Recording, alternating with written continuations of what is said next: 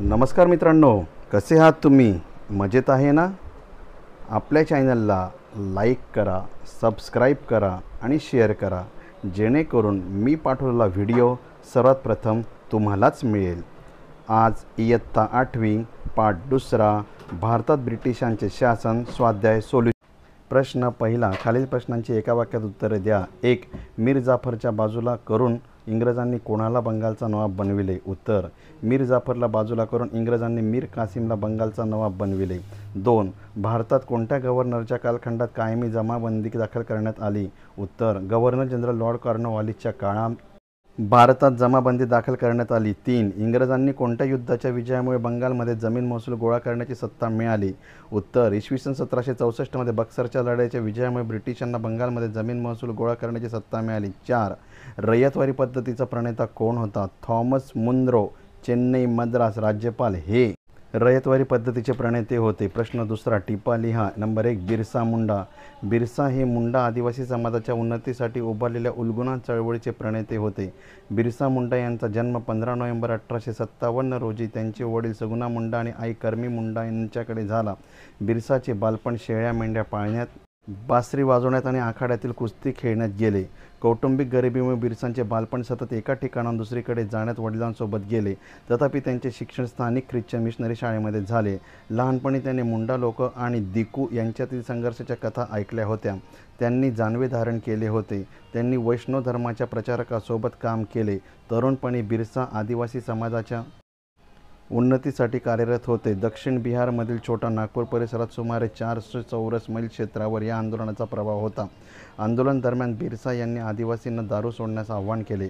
त्यांची घरे आणि गावे स्वच्छ ठेवा आणि जादूटोण्यावर विश्वास ठेवू नका. त्यांनी मुंडांना त्यांच्या गौरवशाली भूतकाळानुसार जगावे आणि एकाच ठिकाणी राहून शेती करावी असे सांगितले. बिरसांचा प्रत्येक शब्द मुंडा समाजाने नीट पाळला. बिरसांच्या चळवळीमुळे ब्रिटिशांना भीती वाटली की आदिवासी बिरसांच्या नेतृत्वाखाली मुंडाराज स्थापन करतील.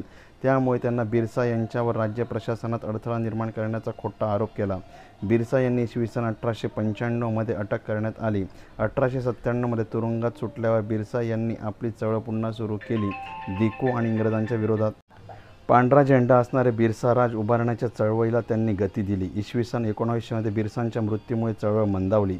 इंग्रजी साम्राज्याच्या विस्तारासाठी मोकळी मैदानं मिळाली. नंबर 2. रयतवारी पद्धत. ईस्ट इंडिया कंपनीने 19व्या शतकाच्या सुरुवातीला भारतात जमीन महसूल गोळा करण्यासाठी अनेक पद्धती लागू केल्या. त्यापैकी एक रयतवारी पद्धत होती. इसवी सन 1820 मध्ये थॉमस मुनरो मद्रासचे गव्हर्नर असताना मुंबई, मद्रास, चेन्नई प्रांतामध्ये रयतवारी पद्धत सुरू करण्यात आली. थॉमस मुनरो हे या पद्धतीचे प्रणेते होते. रयतवारी पद्धतीत शेतकऱ्याला जमिनीचा मालक बनविण्यात आले. शासनाच्या अटीनुसार शेतकऱ्याला जमिनीचा महसूल भरावा लागत होता. या प्रणालीला काही फायदा नव्हता, कारण नंबर 1. जमीन महसूल जास्त होता. नंबर 2. सरकारला हवे तेव्हा जमीन महसूल वाढविण्याचा अधिकार होता. 3. कोणत्याही परिस्थितीत शेतात धान्य निर्माण झाले किंवा नसेल तरी शेतकऱ्याला निश्चित महसूल भरावा लागत. रयतवारी पद्धतीनुसार शेतकऱ्यांना निश्चित जमिनीचा मालक हक्क मिळाला, मात्र त्यांचा लाभ शेतकऱ्यांना मिळाला नाही. नंबर 3. महलवारी पद्धत. उत्तर. इसवी सन 1822 मध्ये हॉल्ट मॅकेन्झी नावाच्या इंग्रज अधिकाऱ्यांनी भारतातील उत्तर पश्चिम प्रांत आणि मध्य भारतातील काही प्रदेशांमध्ये जमीन महसुलीच्या महलवारी पद्धत सुरू केली. ब्रिटिश महसूल नोंदमध्ये महाल हा शब्द गाव किंवा गावाच्या गटासाठी वापरला जात असे. महलाचे एकक गाव किंवा गावाचा समूह होता. या महसूल व्यवस्थेनुसार महसुलीचे एकक हे शेतकऱ्यांच्या शेतीचे नसून संपूर्ण गाव किंवा गावातील जमिनीचा महसूल समूह आहे. या पद्धतीत संपूर्ण गावाचे सर्वेक्षण करून शेतीतील उत्पादनाची आवक लक्षात घेऊन जमीन महसूल निश्चित केला जातो. त्यामुळे ही पद्धत महलवारी पद्धत म्हणून राबवण्यात आली. या प्रणालींमध्ये संपूर्ण गावाचा जमीन महसूल गोळा करण्याची जबाबदारी गाव प्रमुखावर सोपवण्यात आली होती. इंग्रजांनी परंपरागत होणाऱ्या जमीन व्यवस्थेमध्ये मूलभूत बदल केले. बी. खालील प्रश्नांची उत्तर द्या. नंबर 1. कायमी जमाबंदी व्यवस्थेत शेतकऱ्यांचे शोषण कशा रीतीने व्हायचे? उत्तर. कायमस्वरूपी जमाबंदीमध्ये शेतात पिकांचे उत्पादन झाले की नाही याची पर्वा न करता शेतकऱ्यांनी जमीनदारांना निश्चित महसूल भरावा लागतो. त्यामुळे जमीनदार त्यांच्याकडून जबरदस्तीने महसूल गोळा करत असे. अशा प्रकारे कायमी जमाबंदी व्यवस्थेत शेतकऱ्याची पिळवणूक झाली. नंबर 2. 18व्या शतकात भारतात शेतीची स्थिती कशी होती? उत्तर.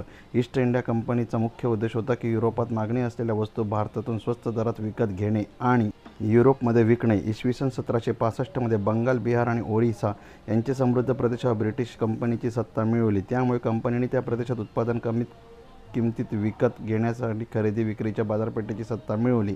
त्यांनी इच्छेनुसार नीळ, कच्चे रेशीम, कापूस, अफूम, मिरे इत्यादी मुख्य पिकांचे व्यावसायीकरण केले.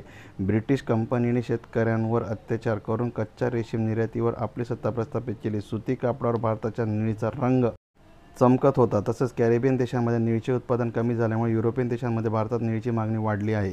त्यामुळे ब्रिटिश कंपनीने युरोपियन लोकांना त्यांच्या ताब्यातील प्रदेशात स्थानिक करून निळीचे उत्पादन वाढवू लागले. निळीचे उत्पादन नाकारण्यात शेतकऱ्यांना छळ करण्यात आला आणि इसवी सन 1780च्या दशकापर्यंत ब्रिटिश कंपनी आणि तिच्या ताब्यातील व्यापाऱ्यांनी भारताचे उत्पादन प्रदेश नियंत्रित केले. त्यामुळे त्यांनी शेतकऱ्यांना बाजारभावापेक्षा कमी दराने कापूस विकण्यास भाग पाडले. त्यामुळे कापसाला योग्य भाव न मिळाल्याने शेतकरी उद्ध्वस्त झाला. ऊस, चहा, अफू, मिरे, मसाले इत्यादी त्या काळात भारतीय महत्त्वाची नगदी पिकं होती.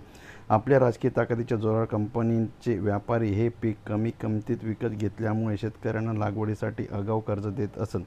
अशा प्रकारे शेतकरी कर्जबाजारी झाल्यानंतर त्यांच्याकडून कवडी मोल भावाने व्यावसायिक पिकं खरेदी करण्यात आली.